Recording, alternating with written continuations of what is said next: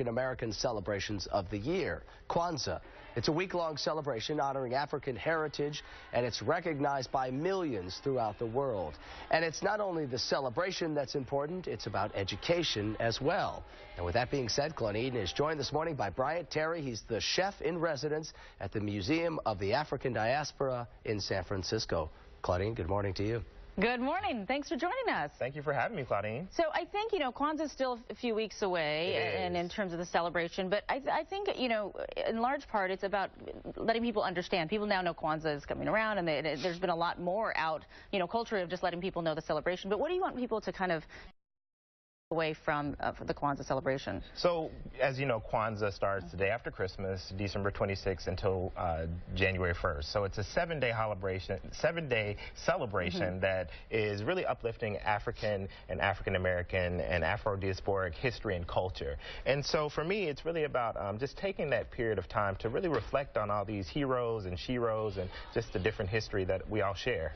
And, in every culture, food is a big part of kind of how we celebrate who we are, celebrate our ancestry and our history. Tell me what you brought here and kind of what it all means besides being yummy. Well, I decided to actually make a smoothie. To be quite honest with you, my family doesn't necessarily celebrate Kwanza, but inspired by Kwanza, we take that last week of the year to really think about, reflecting on our ancestors and family and history and preparing for the new year. And part of that is about getting healthy, mind, body, and spirit health. And so I thought a really scrumptious, nutrient-rich smoothie would be a great way to kind of kick that off. Perfect. Okay, take us through it. So we have, we're actually going to use persimmons. These are Japanese persimmons, fuyu persimmons, which we're in persimmon season.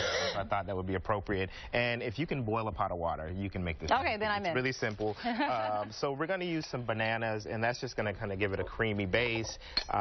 Typically, I use cashews in dishes like this, but I thought I'd use walnuts. Walnuts are often used in Southern cooking. I'm from Memphis, Tennessee, and so I really want to pay homage to that. Some fresh dates to give it some sweetness, and I have about 2 cups of persimmons that have been diced, so that is going to be our fruit base. And I'm excited that a new smoothie shop in Oakland, Super Juice, is actually going to be carrying this as a special smoothie for this week. So it's an interesting in terms of, kind of consistency and texture, kind of with these kinds of ingredients, right? Yeah, well, it's a hearty smoothie, so this is something that you can have breakfast. We're actually going to be using millet, which is a grain that is indigenous to Western Africa, used throughout Africa and Asia, really nutrient rich, and it's a great way to give people that kind of hearty feel so that you can have this as a breakfast smoothie, and it'll probably take you through lunch. So we're adding this, the millet. We have a little 2 cups of water. That looks so great. Fresh orange juice and just a pinch of salt, and that's pretty much it. Can I just tell you that you make my smoothie seem so boring after I'm watching you do this? All right, and how long do you need to blend it? You want to blend it until it's smooth. So typically 30 seconds. I mean, this is a Vitamix, and that just like pulverizes it. Yes, I know. Those are kind of amazing. All right, and these are the finished products? These are the finished products. In terms of TV, we'll print it, put that in, I don't know if we want to do that. Pretend that we actually did it. And I'm sorry. Thank you. Cheers. All right, I'm good through lunch, and that's very good. All right, we are thanking you for coming in and appreciate it. You have this, let me throw it. You have a second.